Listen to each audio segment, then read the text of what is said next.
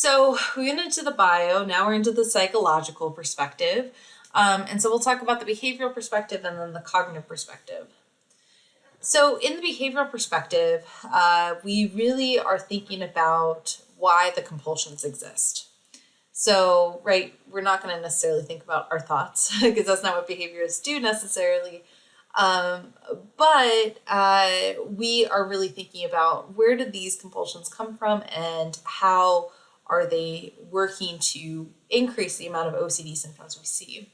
So it may be, if you think about that, I'm starting to worry and things are not feeling just right. So for example, you might feel like you have that contamination and then you start to wash your hands. You don't feel right until the third time that you're doing it. Well, now that is, okay, I need to do this compulsion or this ritual 3 times in order to feel like it's just right. So this could be also something when we're talking about other types of compulsions that almost have nothing to do with what they are, what your obsessions are. So you might have an obsession that you're going to harm somebody, and so then you start reading the Bible. So that harm and reading the Bible really don't make sense together. Or there's there was an example of a little girl that she would have to read her tags before putting her clothes on. And it's just so that it felt right. So some of these compulsions might actually be quite random. It just feels right. And one of the things that is important to note is that we also have this reinforcement that's happening. So when you are doing your compulsions, you are reinforced because it's reducing some part of your anxiety that you've been feeling due to your obsessions. So that is going to make it so that it's going to happen again more and more. So one of the things that we want to do then with therapy is to treat that. And so we use something called exposure and response prevention. And this is more of a behavioral than a cognitive treatment. But basically you are exposing them to whatever they fear, so their obsession. And then you're stopping them from doing their ritual. So you say, nope, you cannot do, so it might be contamination. So with Ginny, the woman who is describing hers, she might have to brush her teeth without switching to a new toothbrush. And actually, we have a short video of that, which we can show. So you are stopped from actually doing the thing that is going to make you feel a little less anxious, right? So you have to sit with that anxiety. This can be done in individual and group therapy formats, and it may improve some procedures at home. So you'll probably actually have to do homework with this type of therapy. So you would have to do this at home, right? So if you're practicing in the office, which we'll watch Ginny practice in the office, we also want to see that she does this when she gets home. You are going to be doing a cleaning, and we want to try to achieve not clean enough. And go. To manage her OCD symptoms, Ginny relies on one of these different approaches known as cognitive behavioral therapy, or CBT. Not clean enough. CBT combines talk therapy with a theory predating Freud. John Locke's notion that it's possible to identify problems and manipulate the mind. Cognitive behavioral therapy is shown to be really helpful in how people build up and bolster tools for themselves to be able to, ask themselves and challenge some of their automatic thoughts. Ginny uses a form of CBT called exposure therapy. It's very different than lying on a couch talking about your mother. That is just fine, and it's relevant. But the focus of exposure therapy is to be in contact with the thing that you've been avoiding. It's a very active kind of treatment. Ginny's exposures include using a single toothbrush for 2 minutes and touching dirty surfaces she'd usually avoid. She's been in treatment now with me somewhat on and off over a year and a half. And she is still in need of treatment. It just feels weird. Like many, Ginny continues to search for effective treatments. Sometimes it's a matter of is medication being taken consistently. Sometimes the answer has been no. But I always hold on to hope that things can be different, and we'll keep on working for that. It's a feeling. I don't know how to handle this feeling. Like, I feel like it's never going to go away. When I'm having a bad time, I will go and do therapy with my therapist every day. Therapy for mental health disorders, it's out of network, so my insurance doesn't pay much of it. So that adds up. If I resist those thoughts sometimes, it's like sometimes I get all these other thoughts that overwhelm my brain that I can't that I feel stuck. Like, I feel like I would just call my coach and say, like, I can't go to the gym.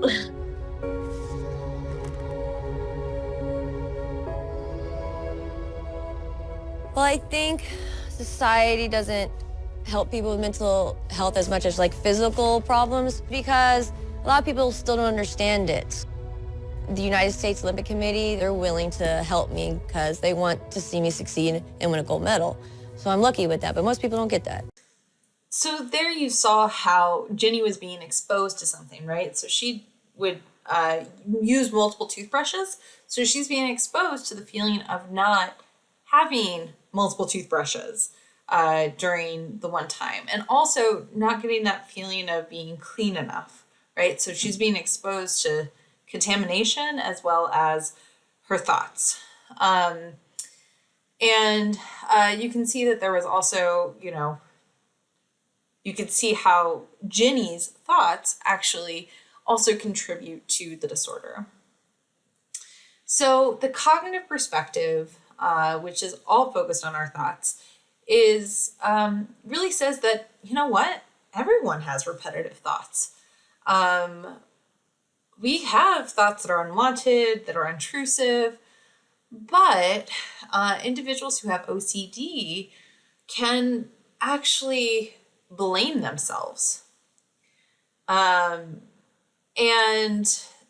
thinking about those thoughts, that terrible things will happen because I've thought those thoughts. So in case I had, a thought of harming somebody, so if that is, shooting someone with a gun, right? All of a sudden, that thought now becomes something that I don't want, right? That's going to happen. And so I attribute more meaning to it than it really needs, right? That also makes me want to stop thinking about that thought. And so I might do things to try to stop it. So, some of the reasons why people might develop OCD because of these intrusive thoughts might be because of what we actually think. So I have high standards of morality or what I should do to conduct myself, so it is completely against my morals and my beliefs that harming someone is okay. And so now, oh no, I'm going against my morals. That might make us feel really ashamed, for example. Believing that thoughts are equal to actions. So if we think that just because I think it, that means that it's something that happens, right? So if you think about harming somebody, that now means that I could maybe actually harm somebody, right? Like I don't want to be around guns because I could accidentally shoot somebody. So that might be something that they think. And this belief that we should have perfect control over our thoughts and behaviors. So that perfectionism or that need for control is something that's really important. So I think it's really interesting because it's kind of taking something that is normal and natural and realizing that there is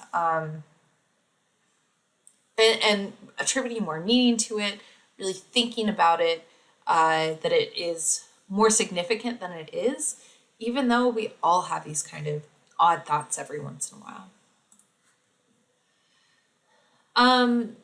So what we see is that there's lots of therapy in this cognitive perspective. So we can definitely do some psychoeducation. So what is our thoughts and how, thoughts are not facts, all of that. And then we can also do some cognitive restructuring, which we talked about before with anxiety disorders, where we can really challenge those thoughts and those and the feelings. So research says CBT is really effective. So including that exposure part and including some changes to our thoughts, both of that can be very effective for individuals who have OCD. The last little bit that I wanted to get into is we don't just have behavioral and cognitive things going on or biological, right? So OCD is biological in nature. It has some learned components to it, but there's also things that happen in the environment in our world. So some of those kind of environmental factors are things that can happen even during pregnancy and birth. So having maternal illness or having difficulty with the birthing process itself can put somebody at a higher risk for OCD. Stress, obviously, or not obviously, but as that video was saying when we watched in the biological section, that there are times when the OCD is less common and more common. And so sometimes those symptoms might come out during times of stress. Trauma also being a potential cause. And there's some really interesting information about childhood OCD that might be related to neuroinflammation. So inflammation in the brain, specifically around these strep illnesses. So sometimes children who get a strep infection will start having OCD behaviors afterwards. And it might go away once they no longer have that infection, but it might come back if they get another infection. And so part of that might be that the brain inflames when it gets that strep infection. So it's really interesting to hear that there might be something about how the brain is dealing with some sort of illness. So that was, I think, the overview of OCD. Hope you learned a lot.